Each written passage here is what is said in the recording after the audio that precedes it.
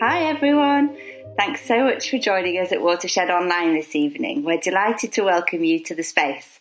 I'm Victoria Tillotson. I lead on artist development at Watershed and produce this year's Winter Residencies programme alongside Martin O'Leary, Watershed's creative technologist, and our brilliant partners Kate Yedigaroff and Matthew Austin from Make, who you will hear from in a moment.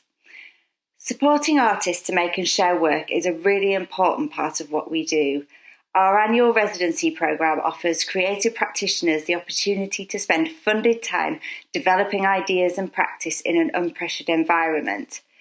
This year, we specifically called for ideas concerned with climate breakdown, as we believe art and culture has an important role in engaging people with the impact we, as humans, have on the world around us.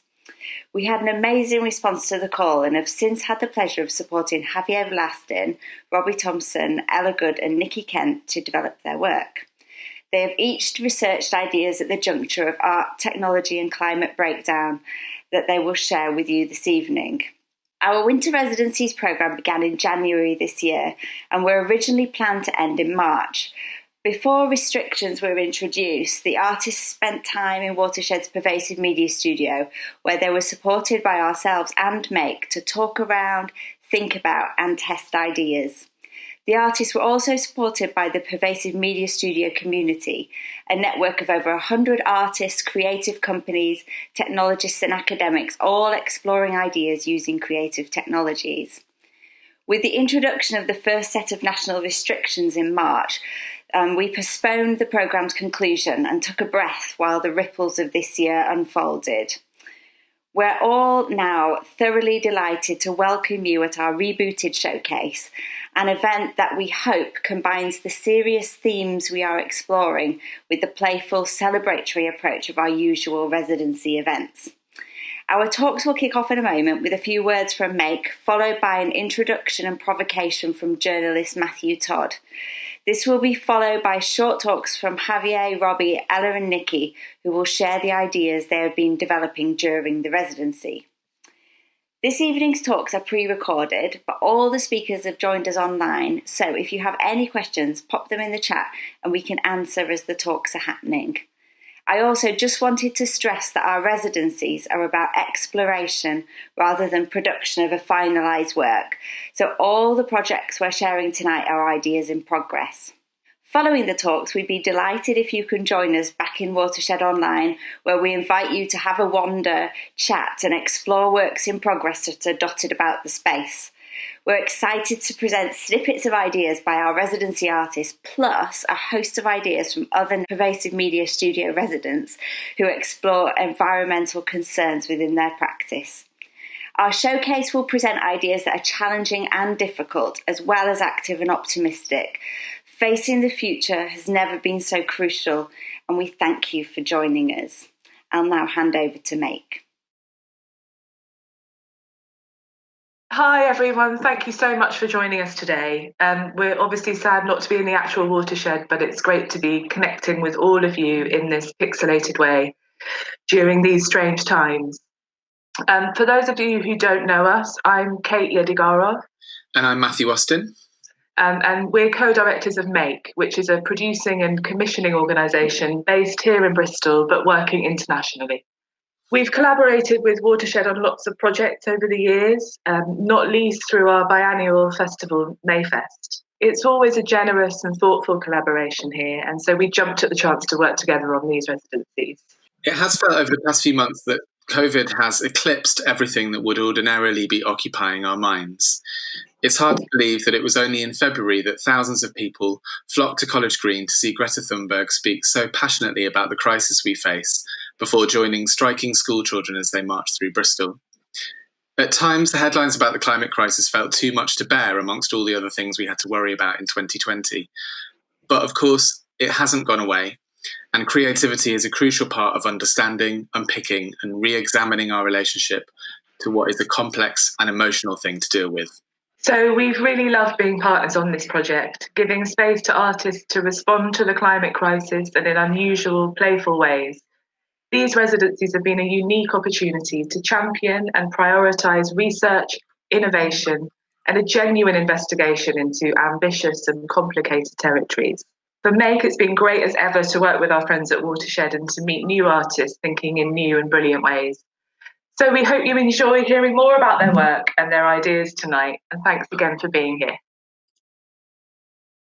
Hello, good evening. Thank you very much to Watershed. Hello, how are you doing? My name is Matthew Todd. I am a former editor of Attitude, the UK's best-selling gay magazine, and author of 2 books, Straight Jacket and also Pride, the story of the LGBTQ equality movement. Thank you so much to Watershed for having me. I'm going to be talking about something that's quite difficult. It's difficult to talk to you in this way as well, which is relevant to what we're talking about because it's 2020 and we're in a pandemic that scientists believe was caused by our mismanagement of nature, so it's entirely relevant. I want to tell you a little bit about myself. I was born in 1973. I grew up in South London in Croydon. By the time I was 10, I had realised I was gay. This would have been by 1983, which was really difficult because HIV and AIDS had just come along.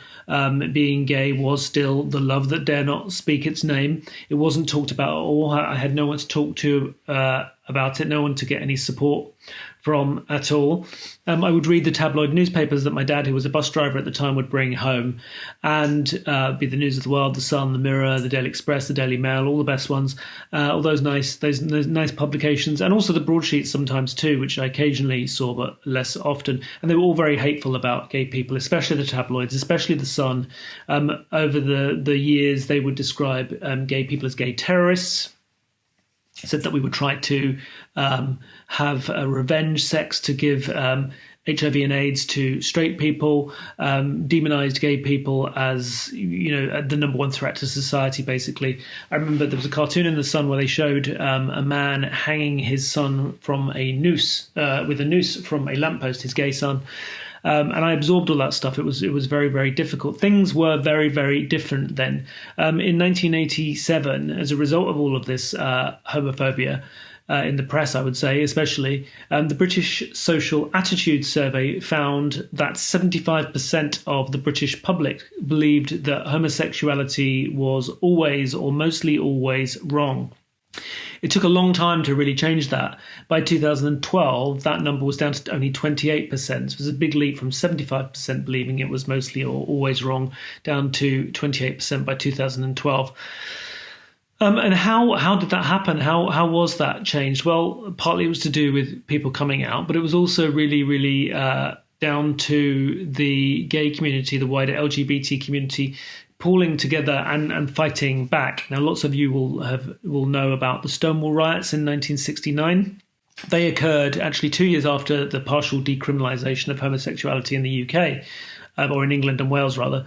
But Stonewall is considered to be a key moment where patrons of an illegal bar run by the mafia for a queer crowd that were often raided by the police fought back. There was a riot, petrol bombs were thrown, the police nearly died, nearly were killed. I'm glad they weren't killed, but there was riots that went for 3 days, which really galvanised the entire community, and out of that came the first gay pride marches. It's more complicated than that. I talk about it in my book, Pride, but yes, essentially that was a really big cornerstone moment in the UK in 1989, a year after Mrs. Thatcher's hated Section 28 legislation, which prohibited the promotion of homosexuality in schools, which really directly affected me because teachers didn't feel they could say to me, it's okay to be who you are.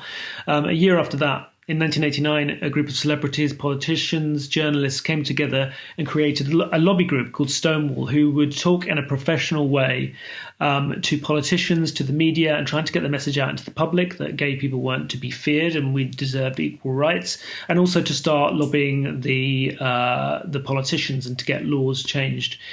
There was also another group, Outrage, led by Peter Tatchell and some other people like Simon Watney, all of these, some amazing activists who were rabble-rousers, who had big protests. They outed hypocritical in-the-closet bishops who were homophobic. Very controversial, not everyone agreed with it, but it kind of worked as a pincer movement and kind of created this momentum. The Labour Party eventually realised that they had to support gay and lesbian rights. Tony Blair did. And in 1997, when he came to power, that was a big part of what he said he was going to do. And he did change the laws. It took a while, but he changed the laws. The age of consent was equalised. the armed forces ban, when civil partnerships and then eventually marriage came through. That was actually later with David Cameron's government, but it created this new momentum of change. But underneath that, how did that happen?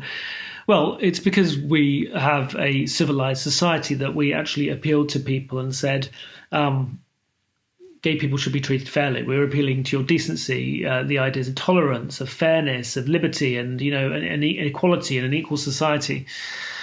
And so it's really, really important to remember that all of that happens, A, because you had to fight for it, as black people have had to do, as women have had to do, and it hasn't been easy. And it's been founded on this bedrock of civilization. And now we find ourselves in a place where we can't take that civilization for granted any longer. In 1988, Professor James Hansen of the NASA Goddard Institute for Space Studies, so a professor from NASA, testified before Congress that we had entered the period of global warming, that we knew at that point, we actually knew before this, but he was saying to Congress in 1988 that we knew that burning fossil fuels emitted carbon dioxide, which was a greenhouse gas, increasing the greenhouse gas levels, and that we would heat the planet. And at that point, people agreed. Reagan agreed, Thatcher agreed that we needed to do something about it.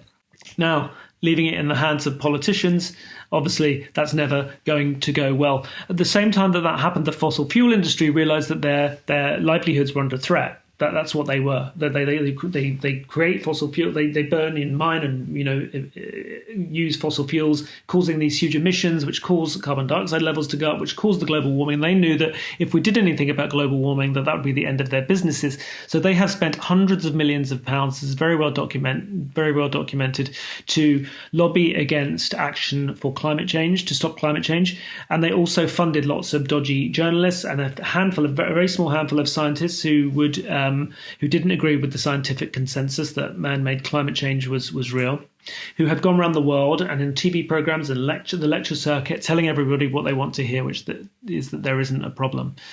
And so if you look at all the different conferences we've had over the years, you can see Hansen's testimony to Congress, the UN Framework on Climate, the Kyoto Protocol, the Copenhagen Accord, the Paris Agreement in 2016, and yet they were meant to bring down greenhouse gases. They haven't. They've gone up and up and up and up and up. And now we find ourselves in a really, really dire and bleak situation, as many scientists will say. I think about 18 months ago, 11,000 scientists signed a statement saying that there is untold human suffering coming and that we are in a climate emergency, an ecological emergency. Lots of individual scientists are freaking out. Professor Johann Schellenhuber says that climate change is now reaching the end game. The very issue is our survival as a civilization. David Attenborough could not have said it any more clearer. He has said that climate change is our biggest threat in thousands of years, and that the collapse of much of the natural world and of our civilizations is on the horizon. You think that would be front page news? It was on the front page of the Daily Mirror, but it hasn't been on front pages anywhere else. And it's getting worse and worse and worse. We see it in the real world now. Just this summer, after record-breaking rainfall in France, bodies were washed out of cemeteries into the sea, and they were being washed back up onto the beaches in Nice and Cannes. Over the summer. Just as I speak, in the last couple of days, New South Wales in Australia has broken its record in recorded history for the highest November temperature, also the highest nighttime November temperature. Things are pretty bleak. I mean, in 2019, the UK broke its all-time recorded temperature record at 38.7 degrees Celsius was the new record. I thought that would be the game-changing moment, that the UK would wake up. No, hardly mattered to us. This summer, 2020, we again broke a record for the most consecutive days above 34 degrees Celsius. Report after report comes out. Humanity has wiped out 60% of wildlife since 1970. By 2050, scientists estimate that there'll be more plastic in the sea by weight than fish. We now know there's plastic in every place on the face of this planet, even in the snow in Antarctica. They've even found microplastics in our blood. The geological record shows that in Earth's history there have been 5 major mass extinctions. The worst one of all was the Permian Triassic mass extinction event. That was worse than the one that wiped out the dinosaurs. The Permian Triassic extinction event wiped out 97% of all life on Earth. And they know from the geological record that was in part because of carbon dioxide and methane being released. And many scientists today believe that the rate at which we are releasing carbon is faster than in that event. Sir David King this summer said that it's not untrue to say that billions may die because of climate change. He said before that we may have to move London. The World Bank says by 2050, 140 million people will be displaced by sea level rises. And that means real problems, not just for cities around the world like Shanghai and New York, but also in the UK, where lots of places in the UK are going to really struggle with sea level rise, like Aberdeen, Newcastle, Plymouth, Worthing, Cardiff, and Bristol. I mean, it is absolutely terrifying. And unfortunately, the media don't really get it. In February 2019, the Daily Express published on the front page, "Something to cheer us all up, the warmest February day in 178 years." I've seen reports on the BBC talking about scorching temperature records being broken with images of ice cream and talking about the kind of positives. People sell more ice cream. Human civilization is under threat, but maybe we'll all have a nice ice cream, so that's all good. I don't know what you thought about Extinction Rebellion's protests at the Cenotaph. It was portrayed in the media they trampled over the flowers. That isn't true. That did not happen. It was 2 hours before. This was an ex-serviceman who did it. Regardless of what you may think about that protest, Andrew Neil went on TV and said that Extinction Rebellion's claims were hysterical, when in fact it was actually the Ministry of Defence who have done a report, as have the Pentagon, that have both agreed that climate change will increase the risk of conflict, more wars, essentially. Things are spiralling out of control. We are in a very bleak place. And it's up to artists and activists to change things. And when I think about what happened with HIV and AIDS and with the gay rights movement, there were artists everywhere. There were people like Keith Haring, fashion photographer Nan Goldin, who would take pictures of gender non-conforming people and people who had HIV and AIDS. Artists like Robert Mapplethorpe. There were groups like Queer Nation and ACT UP. And it's vital that artists and people who create culture, be it film, music, television, whatever it may be, engage with this issue. We are long past this being an emergency. And I would also say to artists, and this is challenging to people like myself as well, because I'm a journalist, I'm not an environmentalist, is that we all need to become activists. We all need to educate ourselves. We all need to read books like The Uninhabitable Earth by David Wallace Wells, to watch David Attenborough's A Life on Our Planet on Netflix, to watch his documentaries like Extinction, The Facts, Climate Change, The Facts. It is far, far worse than the vast majority of people understand. If you listen to what the actual scientists are saying, we are in deep, deep trouble. And if you're one of those people that has any doubts, then please understand that NASA say that 97% of climate scientists agree that this is human caused.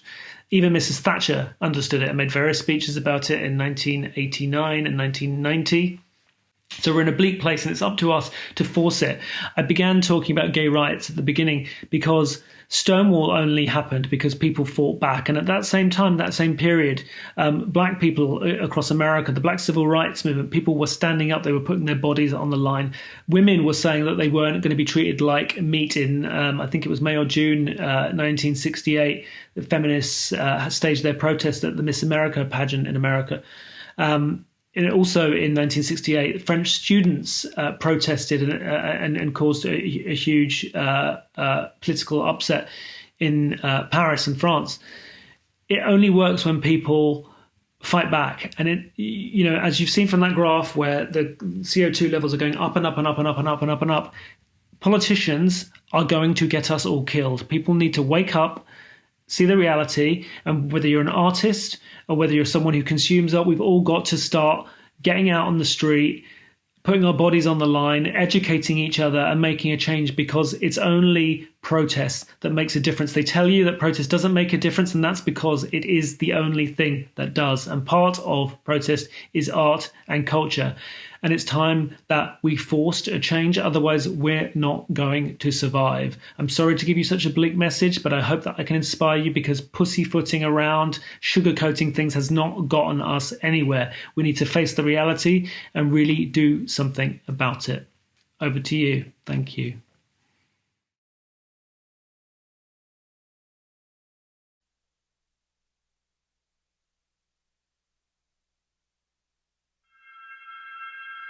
I want to be stopped by something that I'm really quite taken aback by.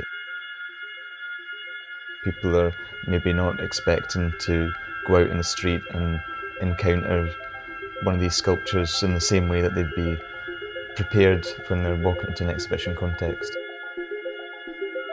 I work with robotic sculptures and thinking about creating creatures essentially. I'm going to be creating public interventions which use these robotic sculptures to raise awareness of local ecological issues and the wider climate crisis. It's a point for me to reassess what the environmental impact of my own practice is. A lot of the materiality of the work can be quite a wasteful process in its own right. There's other biological materials that I'm thinking of using, materials such as like mushroom mycelium, and it's completely biodegradable once the sculpture's come to the end of its life cycle. In terms of the community that's surrounding Pervasive Media Studio, I've had some amazing insights from people that made me think twice about what my intentions are. The planet is made up of more than just the human experience of it. There has to be kind of an empathy there for the other systems, the other species. My name is Robbie and I feel very grateful to have the opportunity to come and work here.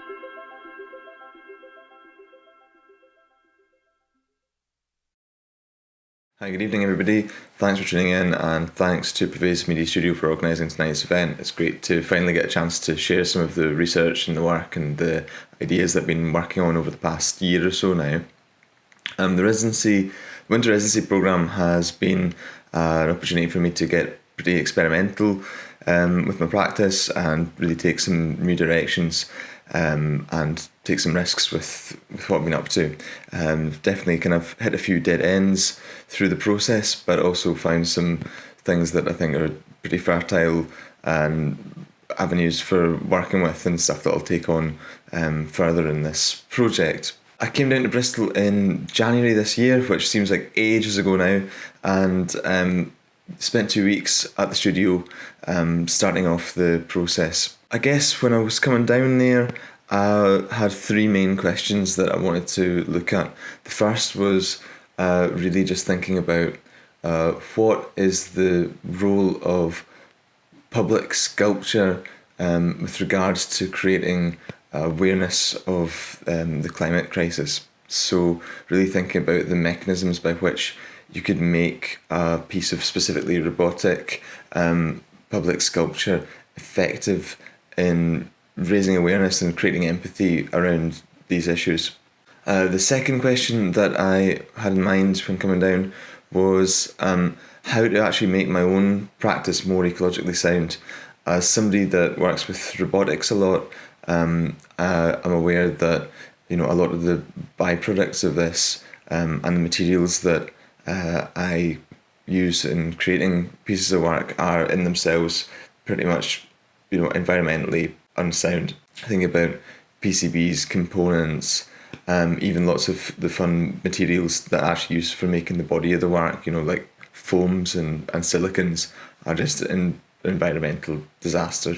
The third aspect I really wanted to delve into properly for the first time was to look at soft robotics, which obviously is a huge area, but look at some of these techniques for new ways for me to think about making sculpture.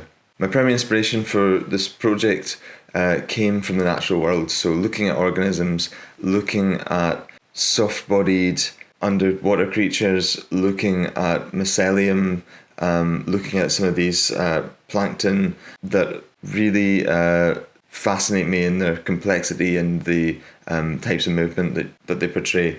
And obviously they are not rigid, they have lungs, they have tendons, they have skins, all these things that we recognise in the natural world.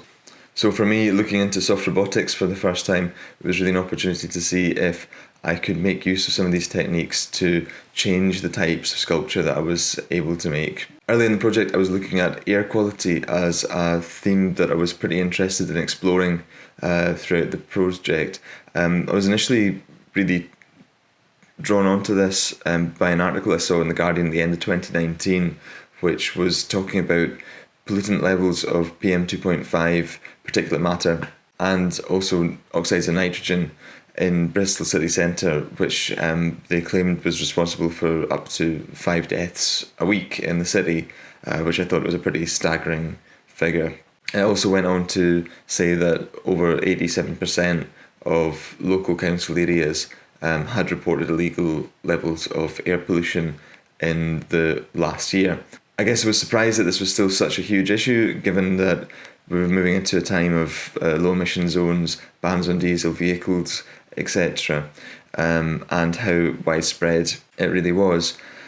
So started taking some air samples using various sensors, and one of the things that I got to pretty quickly, which I found a bit of a sticking point, was that the variability of the levels of pollutants over a short sample time wasn't really significant enough to create a change that would be perceptible during the time that a member of the public was viewing a piece of work that was using these environmental sensors as a way of modulating its behaviour.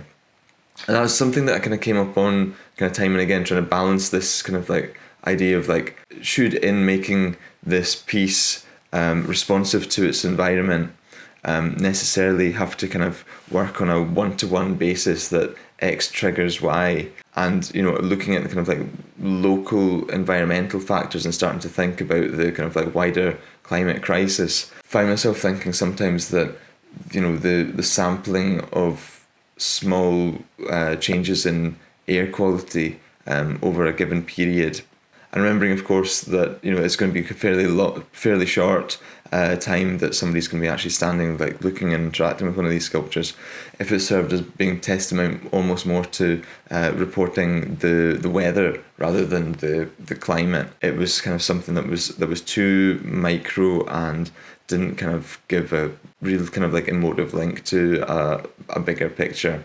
I did continue thinking about air quality though. One of the things that I was particularly interested in with it was the kind of general invisibility really of this as a concern and as a factor that was affecting so many folk, and making that kind of visible through a physical medium, so i.e. thinking about breathing mechanisms. But then again, given the pandemic this year, it's sort of started to take on a slightly different context as well. Materials research was something that I spent a large part of my time working on, investigating.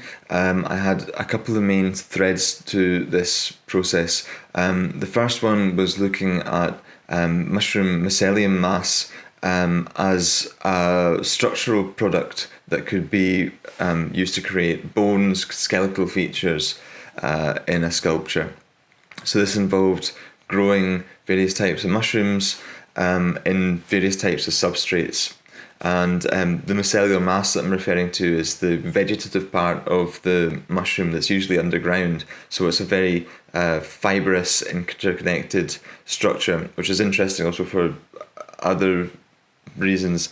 But it's when it's compacted and then baked off, can form some really hard wood-like materials. And my hope was that these materials could be used to create bones, could be used to create rigid parts for my robots. Also started thinking about the types of interactions I wanted to have between the robots and the public. So starting to play around with different sensors and create behaviours for some of the sculptures. Thinking about things like distance sensors, but also using camera systems such as OpenMV, through which I was able to do things like gaze aversion and different effects or different interactions due to the way that somebody was looking at a sculpture, which I tried out on kind of some prototypes. So at the moment I'm still working away on some of the organisms and trialling small things out in public.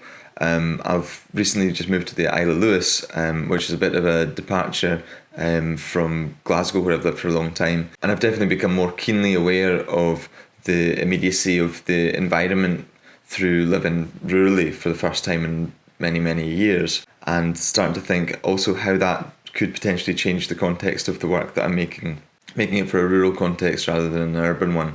There's definitely some things that I'm interested in exploring here further that are actually kind of have a different poetic link, I think, to some global issues that are going on. One of them being the loss of what's known as Macherland, which is the very fertile land that grows up beyond the beaches but before the moor.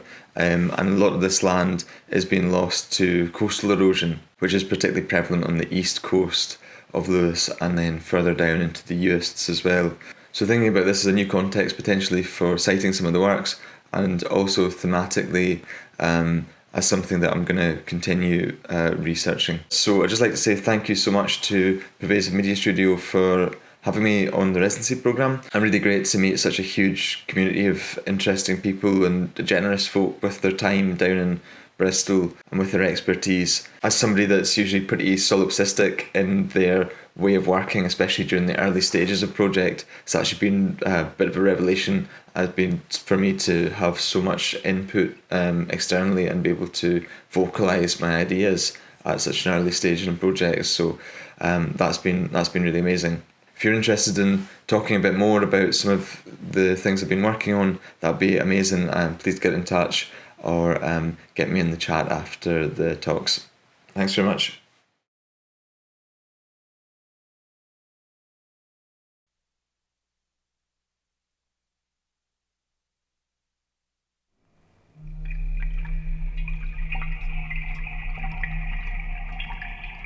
Under the sea, it's a sound-orientated life.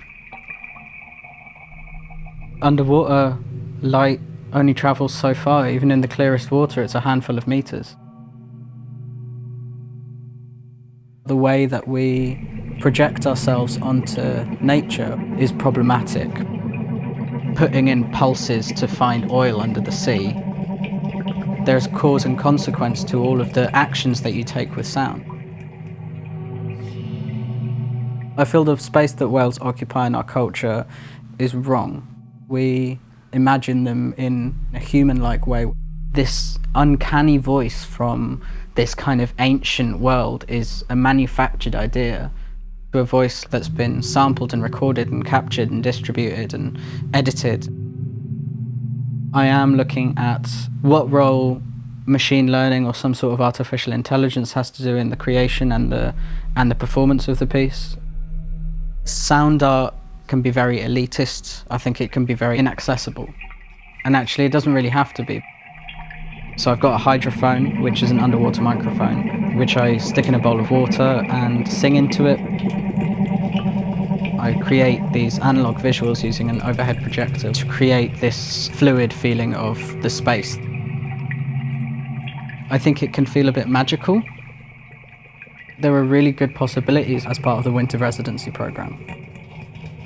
They've got this amazing culture of being interruptible here, which means that you can kind of just go up to people and people can come up to you and talk to each other about your project. The act of listening isn't a passive thing. Listening is active. I'm Javier Velastin. I'm a sound artist and I'm working on a human-computer duet about the noise in the oceans.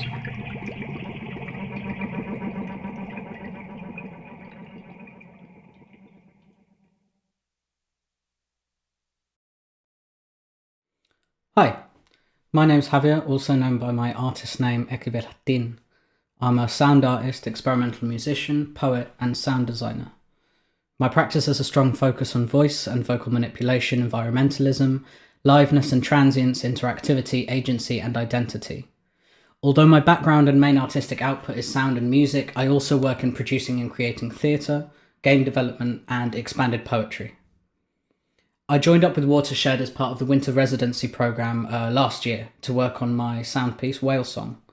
Whale Song is a blend of sound piece with experimental theatre about the noise in the oceans. It combines a technical approach to creating performance about climate change, with a structural design that's rooted in non-human intelligence. The core element of whale song is a non-linear narrative structure based on baleen whale calls, with decision-making being shared between my own impulses and a listening, reactive, machine learning-ish programming system. I say ish because it doesn't really make use of proper machine learning, but it takes my input and interprets it in various dynamic ranges of things like noise to tonal and pitch expansion, and uses that to inform what it wants me to do next, by changing the parameters of the tools that I use to make sound, and by deciding the next section of the performance.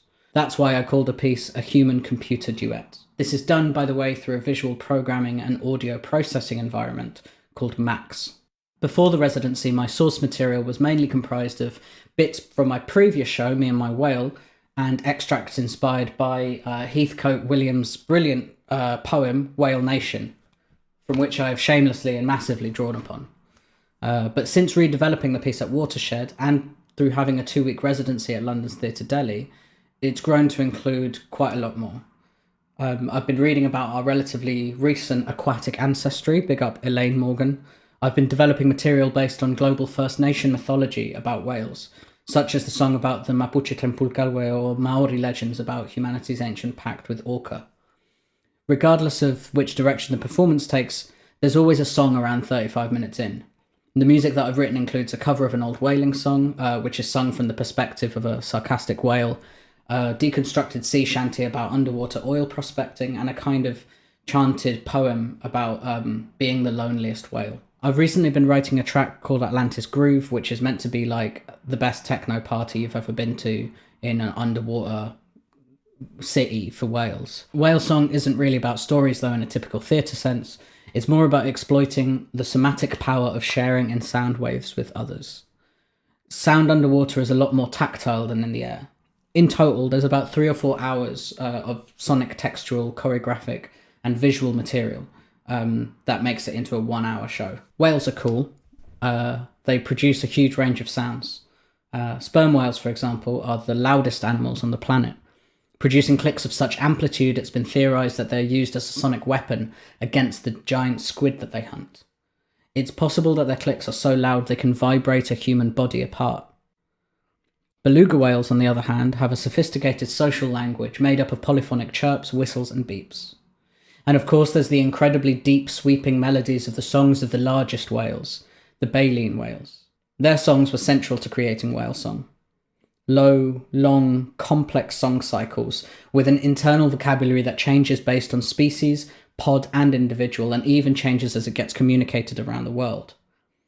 They're still very much undeciphered by humanity, but from listening to them, my impression is of a vastness of information that's always already in dialogue with the environment. This exchange is what inspired whale song's flexible structure. Whale song is a celebration of the diversity of voices in the sea, but it's rooted in horror too. Whale populations already decimated after the industrialization of whale hunting are currently facing the combined threat of sonic and chemical pollution. In the same sort of way as all the other ways that we've discovered of screwing up the world, the sheer extent of ships at any one time in the ocean producing engine noise, and the pitch and frequency of sonar from military vessels has increased marine noise far quicker than life can evolve strategies to cope. But by far the scummiest thing that humans are up to in our never-ending quest to out-stupid each other is this practice of seismic surveying. Seismic surveying consists of lowering arrays of machines called seismic air guns under the sea. These rows of air guns send pulses of sound to the seabed, and they use the echoes to determine the estimated profitability of prospecting for oil and gas under the seafloor. Remember how I said sperm whales were the loudest animal on Earth and that their clicks could shatter a body at close range? A blast from a seismic air gun is louder, which I actually found out from a seismic surveying website where they were arguing that it was safe for marine life because the volume was comparable to naturally occurring sounds. Seismic surveys are conducted for several weeks at a time in almost all of the world's oceans. While I was in residency, I was exploring how the performance could embody the reframing of technology to something that would work with nature rather than against it. In thinking about cetacean intelligence, I began to explore non-human intelligences more generally, and as a result got further into designing non-human collaborators.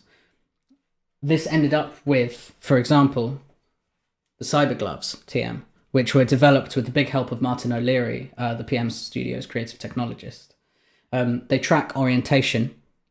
The values are then mapped to a pair of spatializers to move sound around an ambisonic field, and some pitch shifters to alter the pitch of, in this case, me pretending to be a whale. In the performance, they're used to build the social sonic environment of the beluga whale, which is part of a storyline called Becoming Beluga, in which I fantasize about transforming into a whale. I use the Cybergloves TM to develop new sonic choreographies, gestural patterns that get mapped to sound parameters, and that makes up the vocabulary of whale song. A quote from Brandon LaBelle's book, Background Noise. "The voice is inside and outside in one and the same instant. It is spoken and heard in the head of the speaker as vibrating sensation and expelled breath, as signifying gesture and as communicable message. Thus, we recognize our voice only as it leaves us, only at the moment of its articulation.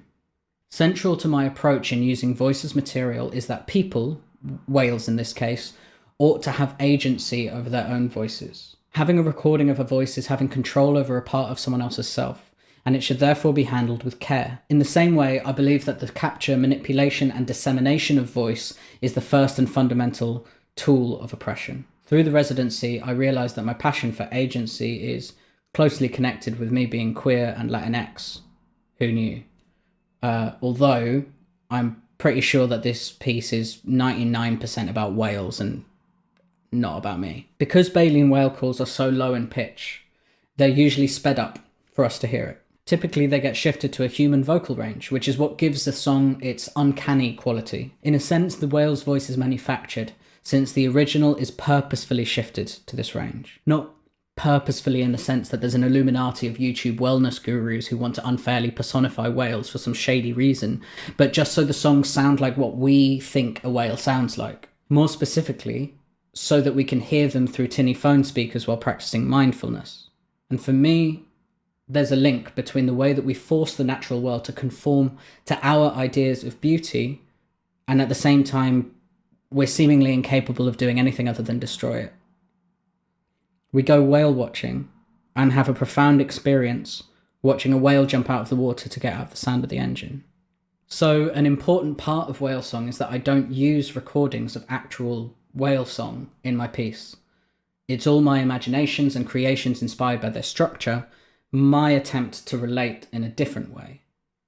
In writing a piece that celebrates whales' individuality, complexity, and in a sense argues for their personhood and sentience, I couldn't then use recordings of their voice for a performance that they probably know nothing about. Whale song's interactivity, physicality, and impermanence means that it doesn't suit anything but an in-person performance. So since the pandemic, whale song has been on hold. And meanwhile, in all of this mess, we've forgotten about the oceans. The amount of disposable plastic being created as PPE is staggering, so we've got even less margin for error now. Whale song is an attempt to reframe environmental art, using a technologically progressive approach to artistic structural organisation, by synthesising algorithm with ritual, by attempting to retell human stories that we're close to losing, and simply also by just trying to make a powerful performance. The idea being that hopefully, somewhere down the line, it'll help create some real change for human and non-human people that we share our world with. Because sooner or later we need to learn to work together. Whale Song is now being continued as an album and maybe a game. Who knows? Thanks.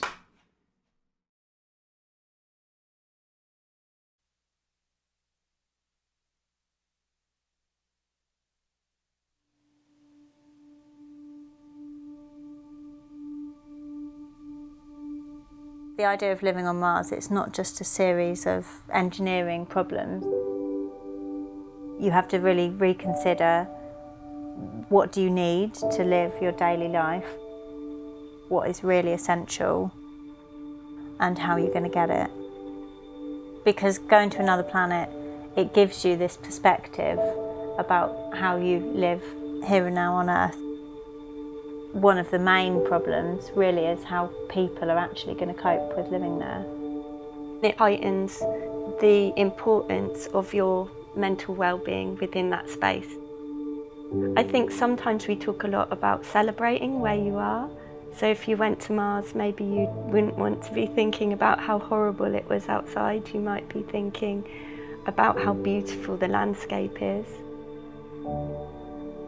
The project's about reimagining how we live here on Earth as much as designing for another planet. We don't have the answers to that as just the two of us. It needs a lot of input from a lot of different people. Really, the whole project is about conversation, workshops, and documenting people's ideas. Someone might have a totally new idea that we would never have got to on our own. And then that's how we've come to the designs that we have for the house. It's a massive project and there's loads of different ways you can look at it and loads of different versions. This is just one version of a Martian house. It's the people's version. We are actually going to build this. I'm Ella, this is Nikki, and we're artists and we're building a Martian house.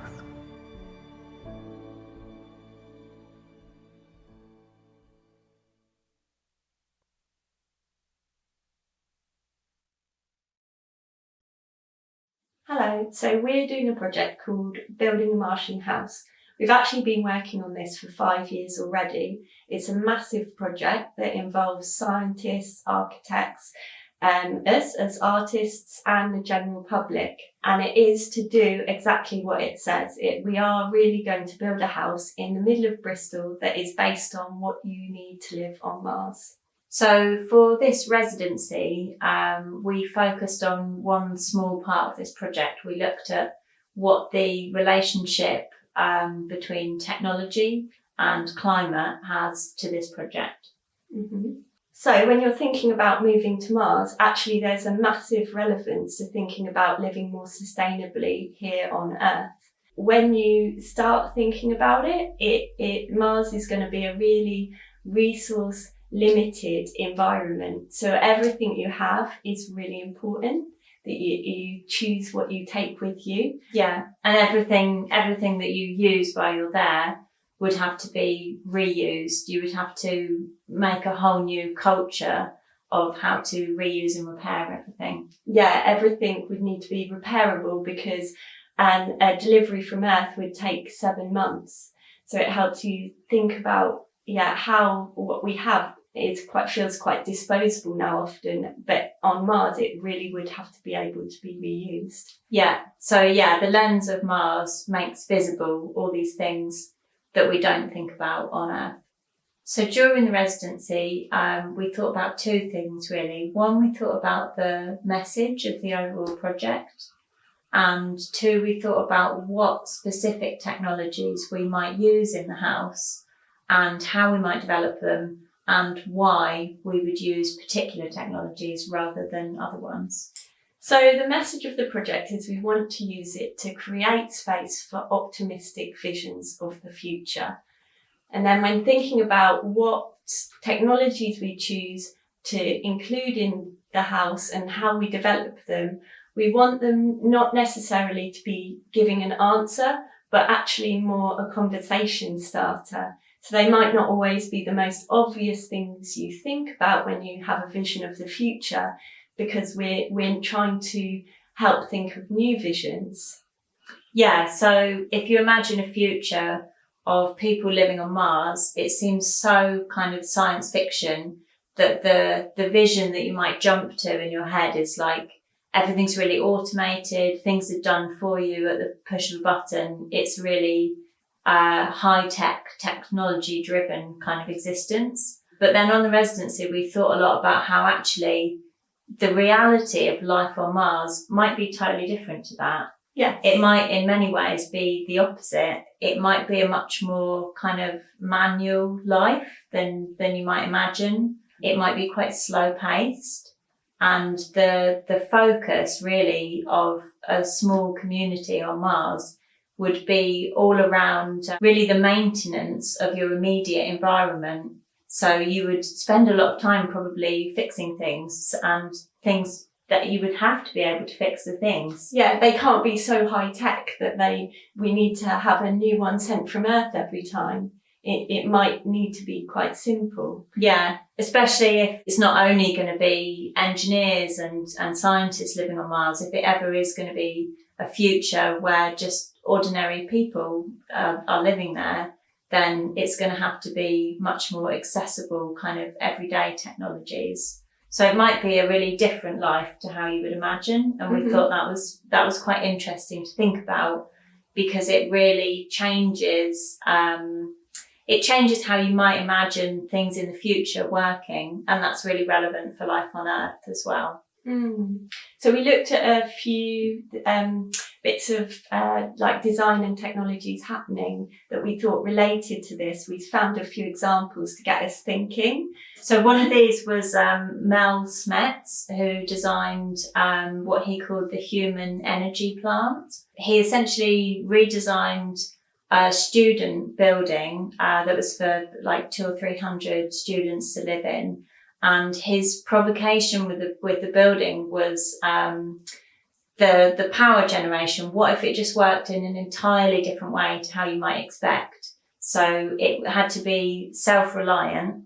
And he thought about what resources do people have, not even looking at like what in your environment is around you, but just literally the resource of a person. What do you have? So he designed this community where everything works on kind of manual levers, and you have to generate power by like turning like a series of cranks and running on treadmills. So it incorporates activities that are really good for people physically, and that are really good for social interaction as well, and bringing people together around exercise, but then making use of that, not just kind of looking at that as like a lost resource. Like it's the complete opposite of like going to work all day and then going to the gym at the end of the day for half an hour. It's really integrating and really parts of your life, and really exposing consumption, like knowing how much power you've made and how much power you can use. Actually, it really made me think as well about how, like in the future, so in this human energy plant, there might not be power 24 hours a day, because some days you might not have generated enough power to be able to do that.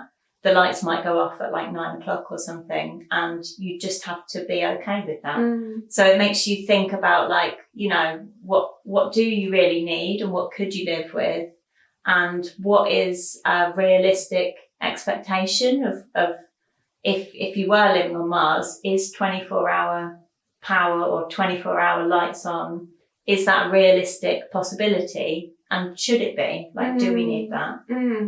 And then we looked at another designer called Mo Ali, who's based in Sweden, and his work's really about he really looks at the natural resources of a place. So he showed us a work that he made where he lived somewhere where very windy, and he made a wind-powered washing machine. It was really simple technology. You can imagine spinning a turbine, and it spins the washing machine wheel. But it made us think about how can we harness what's on Mars, or how can we think about natural resources to create something in a much smaller and more direct scale than we normally think of it now.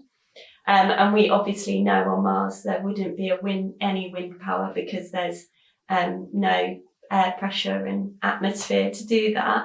But we thought we liked the simplicity of it, and also it's this idea of looking at the things that we need to do to survive, like we need to care for ourselves and wash our clothes. Yeah, and then it also makes you think, you know, the solutions for things like power generation, they might not be the same in every place in the world. It makes you think about Earth, like, you know, it's taking more of a kind of local approach and really looking at what's around you, rather than like a one-size-fits-all solution. The answer might be different in different places, because different places have different resources. So we looked at both these two examples as kind of, maybe we'll include them in our house, or maybe we won't. They're like conversation starters. They're the beginnings of research, and the things that we liked about them is that they weren't necessarily the automatic vision of the future that most people have.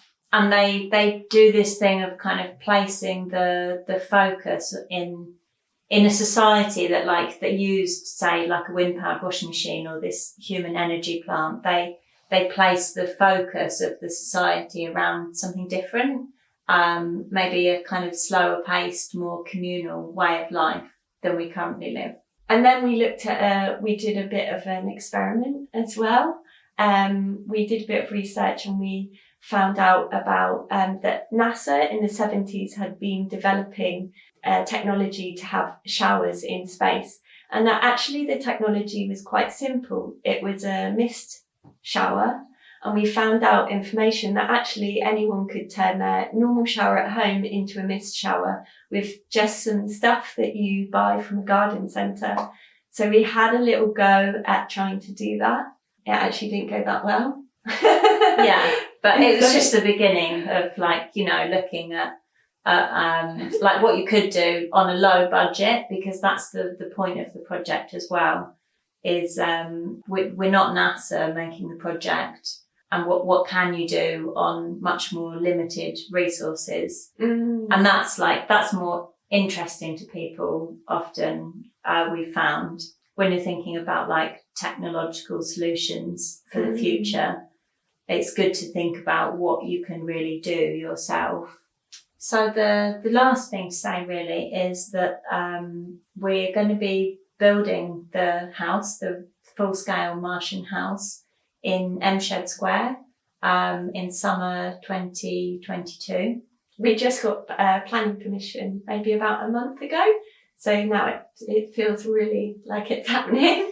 Yeah, so all of the research that we started on the Watershed residency is going to feed into the programme that we develop for the house. So it'll be there for 5 months, and all of this thinking around technology and climate will find its way into the project, and there'll be a lot of different ways for people to get involved and think about it with us and make things.